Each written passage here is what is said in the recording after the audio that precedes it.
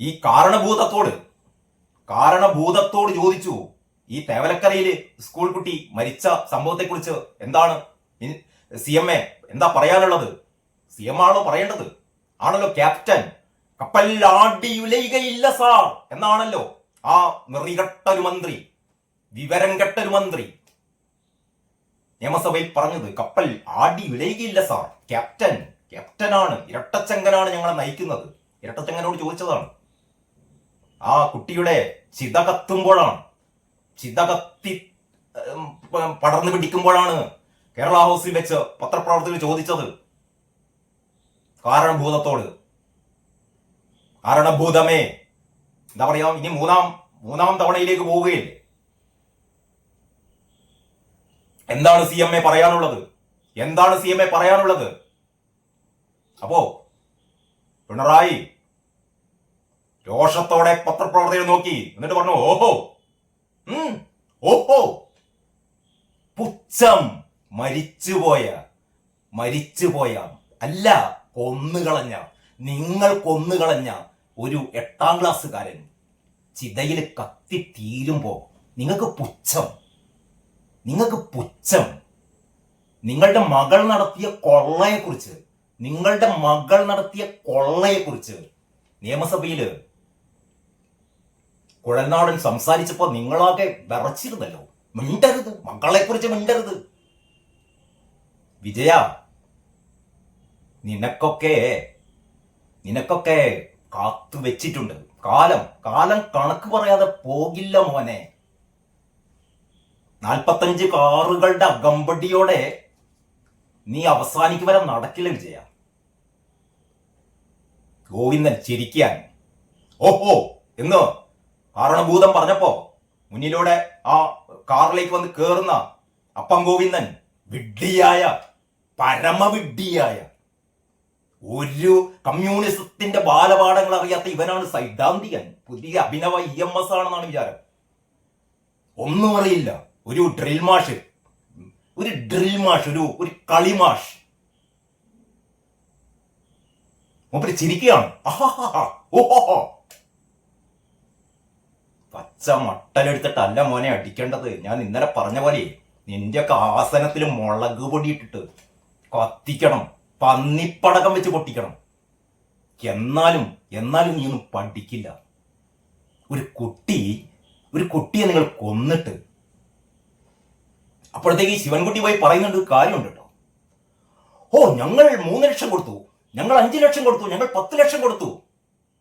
ഒരു കുട്ടിയെ കൊന്നിട്ട് കുട്ടിയുടെ അച്ഛന് 3 ലക്ഷവും 5 ലക്ഷം കൊടുത്തിട്ട് ഫോട്ടോ എടുത്തിട്ട് ഞെളിയുന്ന നമ്മുടെ അധികാരി വർഗങ്ങൾ. കൊല്ലുക എന്നിട്ട് നക്കാപ്പിച്ച പൈസ കൊടുത്തിട്ട് അതിന്റെ ഫോട്ടോ എടുത്തിട്ട് ഞെളിയുക. ഞങ്ങൾ മാന്യന്മാർ, ഞങ്ങൾ കൊല്ലും. പണ്ട് കുഞ്ഞുണ്ണി മാഷിന്റെ ഒരു വരികളാണ് എനിക്ക് ഓർമ്മ വരുന്നത്. കുഞ്ഞുണ്ണി മാഷ് പണ്ട് എഴുതിയിരുന്നു, ഹേ കഴുക നിന്നെ ശവം നാറുന്നു. ഞങ്ങൾ മനുഷ്യർ ശവവും തിന്നും, പിന്നെ നന്നായി മുഖം കഴുകി പൗഡറങ്ങിടുകയും ചെയ്യും. ശവം തിന്നിട്ട് ആ 8ാം ക്ലാസ്സുകാരന്റെ ശവം തിന്നിട്ട് മുഖം കഴുകി പൗഡർ ഇട്ടിട്ടാണ് പറയുന്നത്. ഓഹോ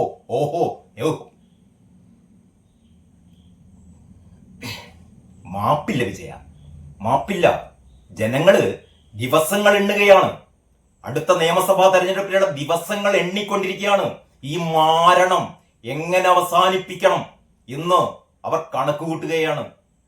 നിങ്ങൾ ഒട്ടും ഉളുപ്പില്ലാത്ത ആസനത്തിൽ ഇങ്ങനെ ആലിൻ തൈകൾ ഇങ്ങനെ മുളച്ചു വന്നാലും ആ ആലിന്റെ കൊമ്പത്തിരുന്ന് ഊഞ്ഞാലാടി അർമാദിക്കുന്ന നിങ്ങൾ രാജിവെച്ച് പോകില്ലെന്നറിയാം. നിങ്ങളും നിങ്ങളുടെ ശിങ്കിടി കൂട്ടങ്ങളും. ഇനി 8 or 9 മാസം ബാക്കി. അതുവരെ ഞങ്ങൾ സഹിച്ചോളാം. അതിനിടയ്ക്ക് എത്ര മിഥുന്മാരെ ഞങ്ങൾ ബലി കൊടുക്കണം എന്നാണ് ഞങ്ങളുടെ ഒരു ആശങ്ക. എത്ര ബിന്ദുമാരെ, എത്ര മിഥുന്മാരെ.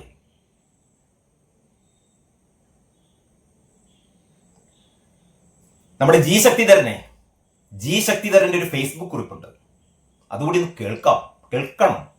ജി ശക്തിധരൻ ഈ ഓഹോ പ്രയോഗം ഉണ്ടല്ലോ, തേവലക്കരയിൽ മരിച്ച ആ 8ാം ക്ലാസ്സുകാരനെ കുറിച്ച് എന്താണ് CMA എന്താണ് പറയാനുള്ളത്?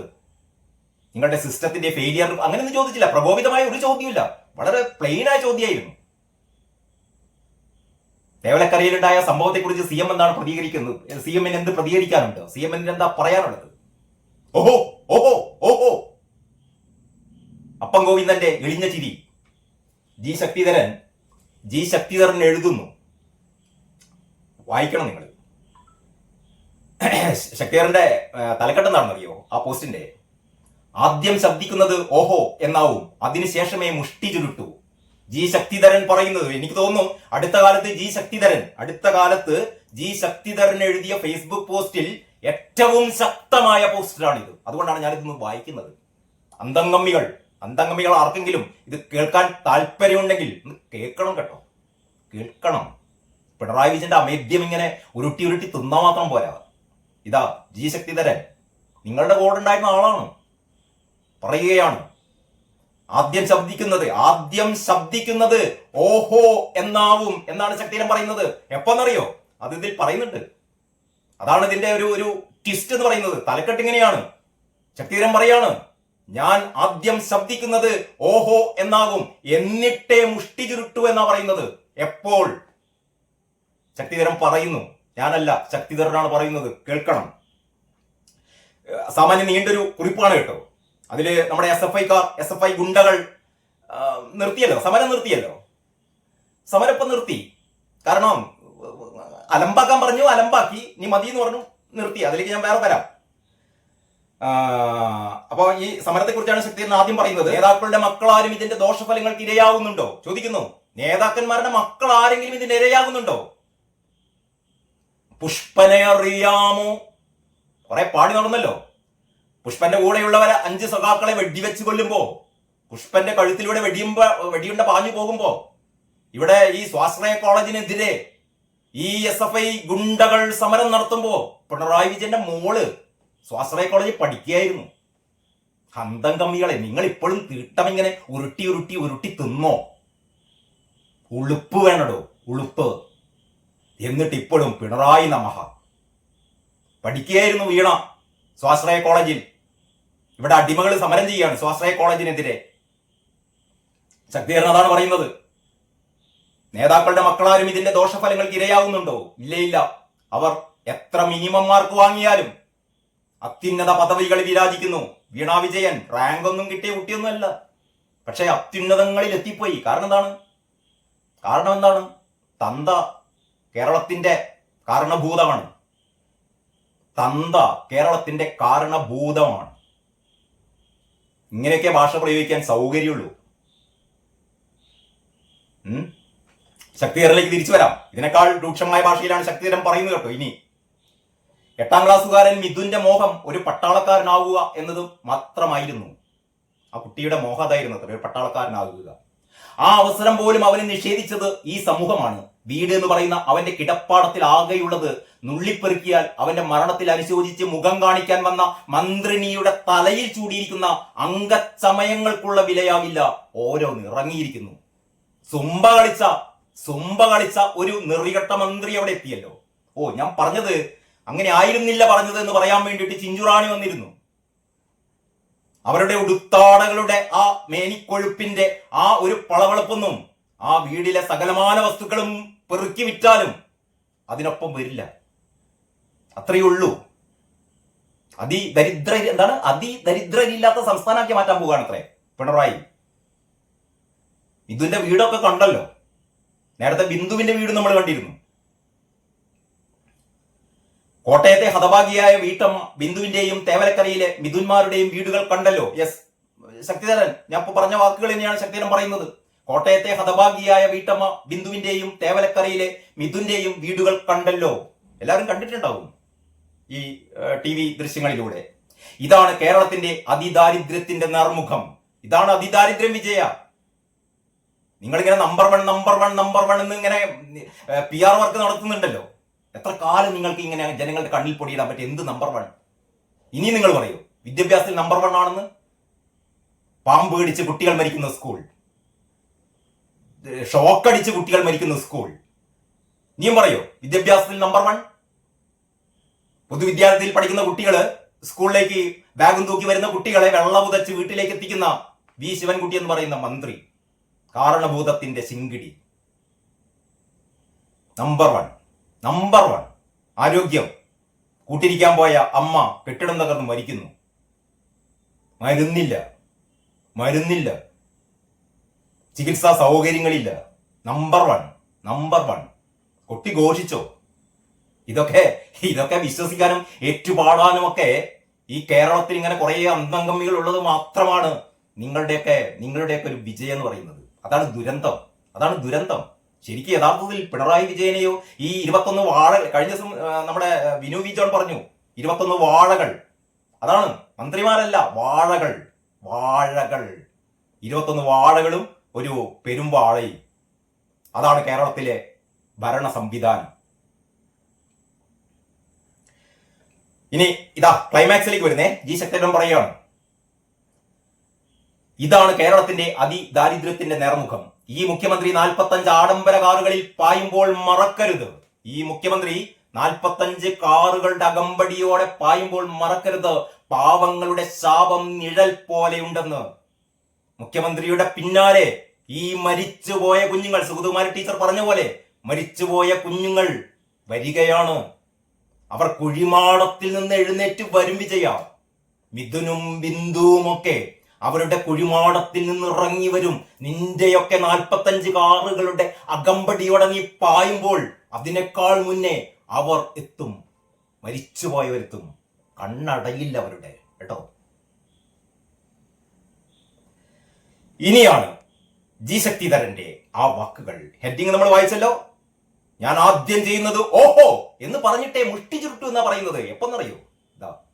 ഇദ്ദേഹം ഈ ലോകം വിട്ടു എന്നറിഞ്ഞാൽ ജി ശക്തിധരൻ പറയാണ്, ഈ കാരണഭൂതം ഈ ലോകം വിട്ടു എന്നറിഞ്ഞാൽ ഞാൻ ആദ്യം ശബ്ദിക്കുന്നത് ഓഹോ എന്നാകും. ജി ശക്തിധര, താങ്കൾ മാത്രമല്ല, ഈ നാട്ടിലെ മനസാക്ഷിയുള്ള മാനവികതയുള്ള ഓരോ മനുഷ്യനും ആദ്യം പറയും ഓഹോ. വിജയ, ഇതാണ് പറയുന്നത്. കാലം കണക്ക് തീർക്കാതെ മുന്നോട്ട് പോകില്ല. ഒരു കാലവും ഒരു കണക്കും തീർക്കാതെ മുന്നോട്ട് പോകില്ല. ഇദ്ദേഹം ഈ ലോകം വിട്ടു എന്നറിഞ്ഞാൽ ഞാൻ ആദ്യം ശബ്ദിക്കുന്നത് ഓഹോ എന്നാകും. അതാണല്ലോ മിഥുന് ഇദ്ദേഹം ദില്ലിയിൽ മാധ്യമങ്ങളോട് പ്രതികരിച്ചപ്പോൾ നൽകിയ അന്ത്യോപചാരം. പിണറായി വിജയൻ എന്ന് പറയുന്ന, വിശേഷിപ്പിക്കണ്ട, പിണറായി വിജയൻ എന്ന് പറയുന്ന നിങ്ങൾ തന്നെ വിശേഷിച്ച പോലെ കഴുകൻ, കാരണഭൂതം, ആ പാവം ആ പിഞ്ചു പൈതലിന് അന്തിമ ഉപചാരം അർപ്പിച്ചത് എങ്ങനെയാണെന്നറിയോ? ഓ ചത്തല്ലേ, ചാവട എന്ന് പറഞ്ഞ ആ വാചകമുണ്ടല്ലോ, ഓഹോ. അപ്പോൾ അത് പറയും ഈ വാർത്ത കേട്ടാൽ. ഇദ്ദേഹം ഈ ലോകം വിട്ടു എന്നറിഞ്ഞാൽ ഞാൻ ആദ്യം ശബ്ദിക്കുന്നത് ഓഹോ എന്നാവും. അതാണല്ലോ മിഥുന് ഇദ്ദേഹം ദില്ലിയിൽ മാധ്യമങ്ങളോട് പ്രതികരിച്ചപ്പോൾ നൽകിയ അന്ത്യോപചാരം. അതിനുശേഷമേ മുഷ്ടി ചുരുട്ടു. അങ്ങനെയാണല്ലോ സഖാക്കൾക്ക് പ്രണാമം അർപ്പിക്കുമ്പോൾ മുഷ്ടി ചുരുട്ടാറുണ്ട്. പക്ഷെ അതിനു മുമ്പ് ഓഹോ പറയും. ഓ ഇത്രയും പോരെ അന്തംഗമ്മികളെ. ജി ശക്തിധരൻ നിങ്ങളൊക്കെ ഉള്ളത് കൊണ്ടാണ് ഈ ലോകം മുന്നോട്ട് പോകുന്നത്. സുകുമാർ അഴീക്കോടിനെ പോലെ, വിജയമ്മാഷിനെ പോലെ, VS-നെ പോലെ ആരുമില്ല. ശക്തിധരനെ പോലെ ഇത്രയും രൂക്ഷമായി, ഇത്രയും സത്യസന്ധമായി, ഇത്രയും വെട്ടിത്തുറന്നുകൊണ്ട് കാര്യങ്ങൾ പറയാൻ ആർക്കും ചങ്കുറ്റുമില്ല, ധൈര്യമില്ല. പോലീസ് വന്ന് പിടിക്കും, തൂക്കിക്കൊണ്ടുപോകും, പിന്നെ ജീവന്റെ പൊടി കാണില്ല. അല്ലെങ്കിൽ ഇന്നോവ പറഞ്ഞായിരിക്കും 51 വെട്ടായി വെട്ടിക്കൊല്ലും, 51 കഷ്ടങ്ങളായി വെട്ടിക്കൊല്ലും. എന്നിട്ട് പറയും ഞങ്ങളല്ലല്ലോ ഞങ്ങൾ അങ്ങനെയൊന്നും ചെയ്യില്ല. ടി.പി. ചന്ദ്രശേഖരൻ ഒരു രാത്രി ബൈക്കിൽ സഞ്ചരിക്കവേ സ്വയം വെട്ടിമരിച്ചതാണ് എന്ന് നാളെ ഇവർ കഥകൾ ചമയ്ക്കും. പക്ഷേ നാളെ സിപിഎം എന്ന് പറയുന്ന ഒരു പാർട്ടി ബംഗാളില് ഓടിച്ചിട്ട് തല്ലുകയാണ്. ഇതാ ഇന്നും പത്രവാർത്തയുണ്ട്. ബംഗാളിൽ ഒരു സിപിഎം നേതാവിനെ ഓടിച്ചിട്ട് തല്ലിയത്രേ. ഇയാൾ എന്തൊരു അഭിപ്രായം പറഞ്ഞതാണ് പഴയ സിപിഎം നേതാവ്. തൃണമൂലുകാര് ഓടിച്ചിട്ട് തല്ലി. നാളെ ഇവിടുത്തെ അന്തംഗമികളെ മുഴുവൻ ഓടിച്ചിട്ട് തല്ലും കേട്ടോ.